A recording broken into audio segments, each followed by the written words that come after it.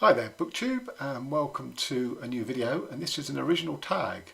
I've called this the Hobbies and Pastimes Books tag, and so there's a series of I think 13 questions about hobbies and pastimes, and asking you about books that may have featured them or had scenes with them in, but it also gives you the opportunity to talk about any that you do in your own life.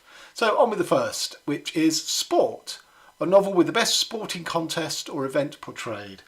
So I've got a couple for this. The first is Ian McEwan's Saturday, which is not a particularly brilliant novel, but it does have a really well written scene about a squash match between two professional men, one who's a brain surgeon, and they are so competitive, and you're taken inside the head of one of the characters, and he just wants to get to that ball, he wants to beat the other guy. It's a really, really good portrayal, not only of sport, but of the kind of male psyche. And the other is one of my top books of this year, Philip Roth, The Great American Novel, which is entirely about the world of baseball, sort of during the Second World War and the Cold War. And the central image is all the wonderful sort of stuff about baseball, which applies to the larger world, and particularly the Cold War and McCarthyism and all that sort of thing. It's a brilliant, brilliant book.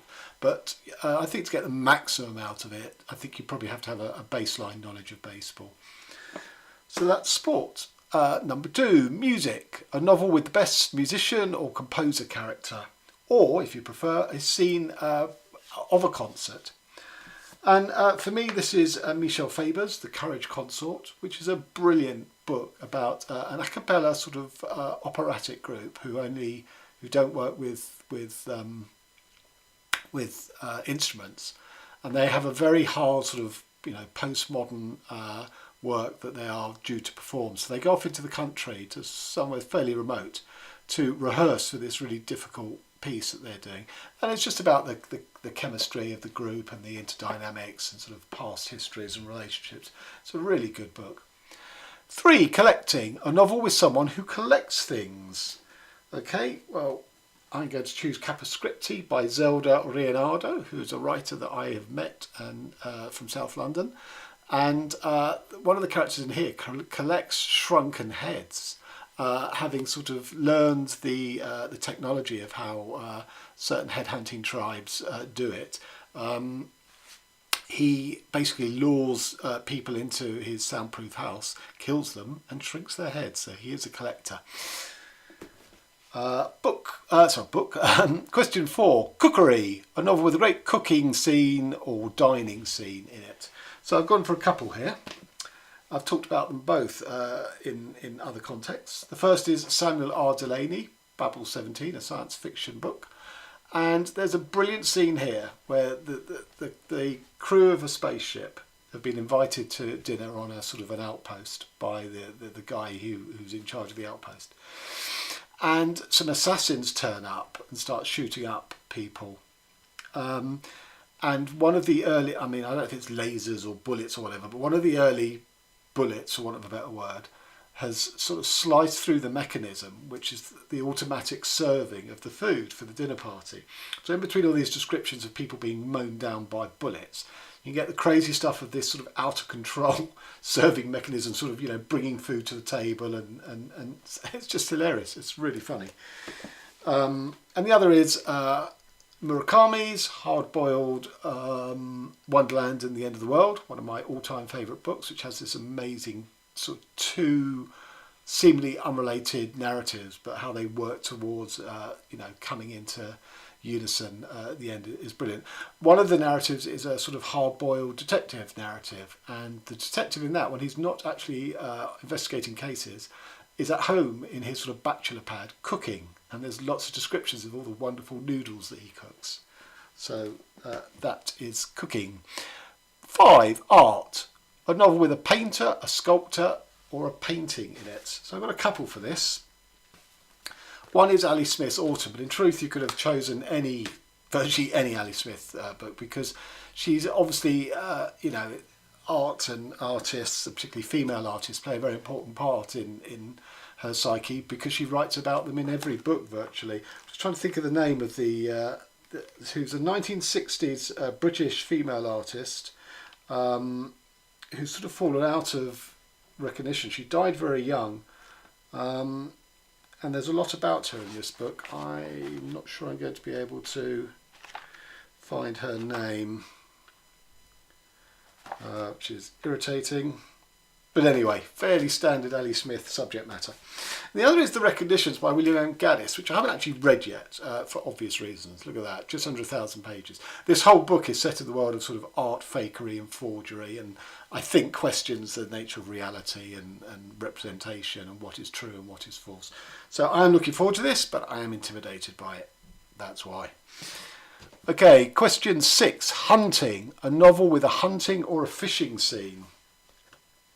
Well, I'm not a great fan of Hemingway, so I don't own any Hemingway books, but I do own this, Rogue Male by Geoffrey Household, which is basically a guy who is being hunted for various political assassination reasons.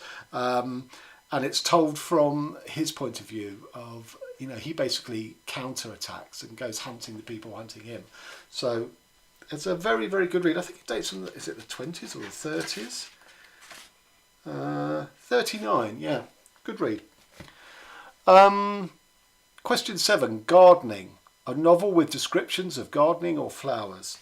Well, I've got a couple for this. The first is The Martian, which is gardening in a very unexpected place, which of course is Mars, because the Martian, the astronaut who's marooned up there, is desperately trying to sort of increase his yield of potatoes by planting them, and you know, this book is full of ingenuity. And this, Scarlett Thomas, The Seed Collectors. Now this is all about flowers and gardening, so there's orchids throughout. The seeds are sort of highly toxic, but they're also supposed to sort of convey ultimate enlightenment, so it's a sort of search of these seeds. The book starts with the parents of the family who disappear. They go on a botany expedition to track down these seeds somewhere in Latin America, and they never return. And there's also a scene where Clementine, who's one of the daughters, is explaining to her professor about this plant that's sort of too lazy to pollinate itself, so she shows him how that she hand pollinates it. So everything about this book is to do with sort of flowers and gardening and stuff. But it's also, and this sort of comes into one of the other questions below, it starts off with a family tree there, and then the book is basically all the sort of infidelities and the family secrets and secret relationships, so that it ends with the revised family tree from all that you've learned about what's gone on in the family history that's changed the original family tree. It's an ingenious book. Question 8, Birdwatching, a novel in which a bird appears. Well, this is Barry Hines, A Kestrel for a Knave, which is a book that I am going to be talking about in detail for a blog I occasionally write for called The Dream Cage, where they are honouring 1968 as it will come out for the anniversary of the sort of revolutionary year that was, and I said I would look at a book that was published in 68, of which this is one, and it's the story of a sort of, you know, fairly abusive upbringing for this boy in a sort of Lancashire town. But he finds salvation because he basically finds a young kestrel and trains it. So it's sort of about falconry. I know there was that book recently about hawk, but you know, this did it in the 60s, although this is fiction. And it's a brilliant sort of double, you know, sort of in parallel, the portrayal of the family abuse that he suffers, but with the great love and tenderness that he is able to show this bird. And there is a very famous film which was made in '69, just 1 year after, by Ken Loach, based on this. It's called Kes, so which is a shortening of Kestrel for a Knave. And it has one of the most famous scenes in British cinema, where he's at school and it's games and they're playing football. And the schoolmaster, who's played by the brilliant, but sadly now dead actor called Brian Glover, who used to be a teacher, but also used to be a professional wrestler. And there's stuff on YouTube where he was a wrestler. You can see where the actor, you know, he was just a natural gifted comic actor. But so the teacher takes this game during PE. But he, it's his complete fantasy. He comes all kitted out at Manchester United and thinks he's Bobby Charlton, the most famous, or one of the most famous real players for Manchester United. So there's this sort of 30-year-old, 40-year-old man playing football with and against these kids, and he's really competitive. I mean, this could have gone into the sports question at number one, and he's just a horror, and Glover plays him in the film absolutely magnificently. So that is my bird watching book. Question 9, Family Tree or Genealogy, a novel which features several generations of family. Well, I've said about the family tree in that, The Seed Collector by Scarlett Thomas.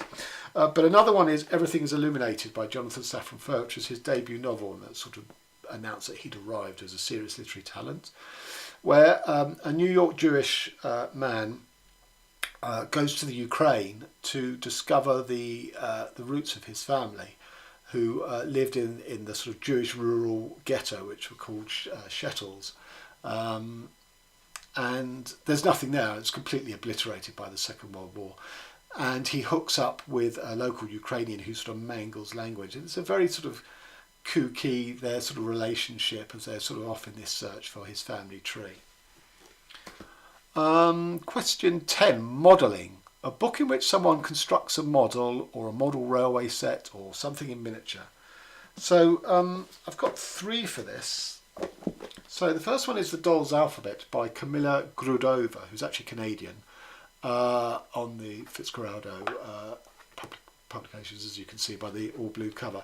And this is a set of short stories, but a lot of them contain sewing machines sort of repurposed for other things. So there's a story here called Agatha's Machine, in which she uses a sewing machine almost like a sort of a treadle to sort of power up this bell jar that she's got, and in the bell jar is a Piero, a sort of Italian clown figure, and you think, oh, it's just going to rotate or whatever because she's powering it, but this Piero seems to have some sort of spirit life, some sort of sentience and stuff.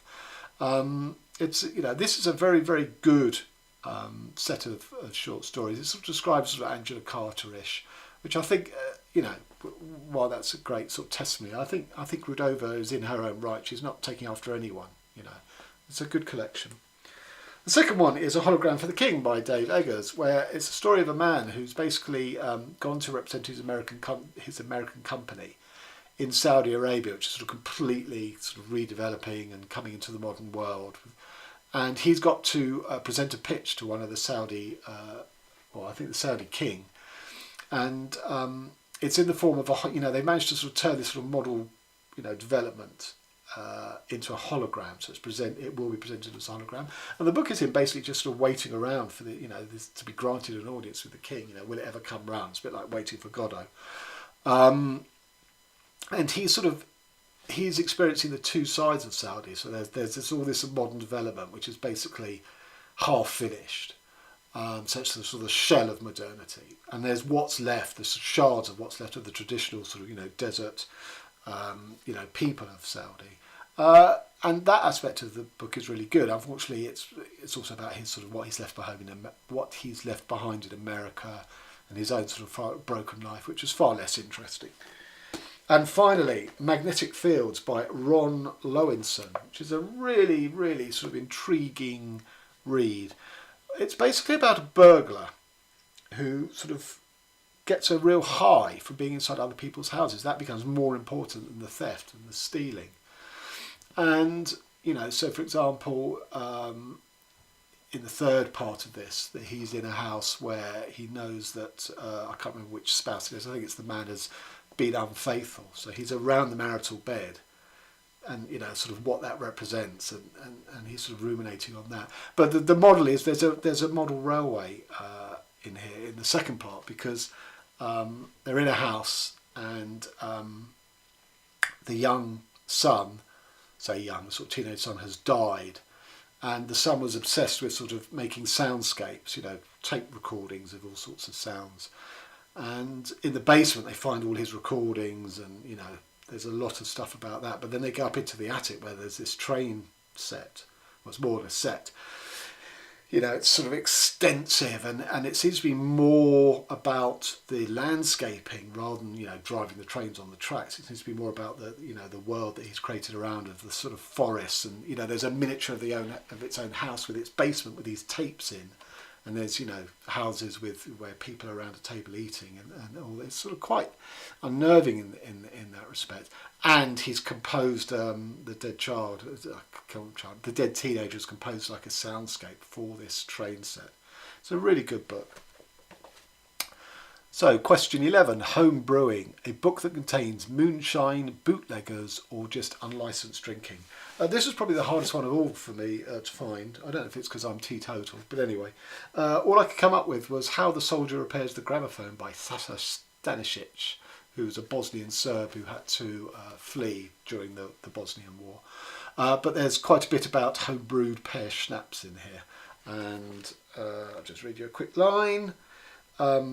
He handed me over to my mother, who hauled me down the stairs and out into the yard. The air smelled of mirabelles mashed to make schnapps, and there were fires burning in the central square.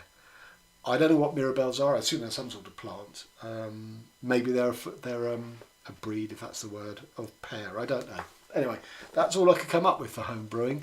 I'm sure you'll be able to do much more better than me. And question 12, Gambling. A novel that features a gambler or a scene of gambling. Well, I went with The Blot by Jonathan Lethem, which is a story of a professional backgammon player who basically sort of hustles at very high-end individuals. You know, he has an agent, and they get these calls to go to these people's houses and play backgammon for money, serious stakes. And as a hustler, he's, you know, pretty unbeaten. But he's got what The Blot is. He's got some sort of tumour on the brain, which is sort of narrowing his field of vision. And during one of his sort of backgammon games, he actually sort of passes out from the tumour. And the rest of the book is not about backgammon and hustling. It's about his sort of reconstruction. It's an interesting book because I'm a big Lethem fan, and for me, the thing about this book, I mean, the central character is pretty loathsome. I mean, I don't like hustlers. I was around them through my father, who liked hustlers. So I don't like those sorts of characters. But what I liked about this book was the two women characters in it. They were really sort of, that's what sort of kept my interest in the book, really. And final question, cosplay. Anything that involves a character dressing up or disguising themselves. Well, I don't have this, so... it's Jean Genet's play, The Balcony, which is set in a brothel, and all the characters dress up as the generals and the archbishops and the politicians of society. And they go onto the balcony and they act out these roles where down below on street level a revolution is in progress to kick out the real archbishops and politicians and sort of generals. And it's a brilliant play. So that basically there is this cast of characters who are whores and pimps and sort of lowly johns, all in disguise as the upper echelon society. I mean, Genet wrote some tremendous social satire plays, and that's it. That's my hobbies and pastimes tag. So just going through them, I used to play sport. Music is huge in my life. Collecting, I don't really collect anything. I travel very light, not that I travel. Cookery, while I do a lot of cooking, it's not a hobby, it's a necessity. Art, a novel with painter, sculptor. Yeah, I mean, I don't paint or sculpt myself, but I do like art, going around galleries. Hunting, definitely not. Gardening, green fingers, no. Black fingers. Kiss of death. Bird watching, no. Family tree genealogy. Well, I keep getting emails asking me to contribute to my family tree. I'm sure they're a scam, but even if they're not, I have absolutely no interest, I'm afraid. I know who I am. I don't need to know where I've come from, other than what I feel inside inherently.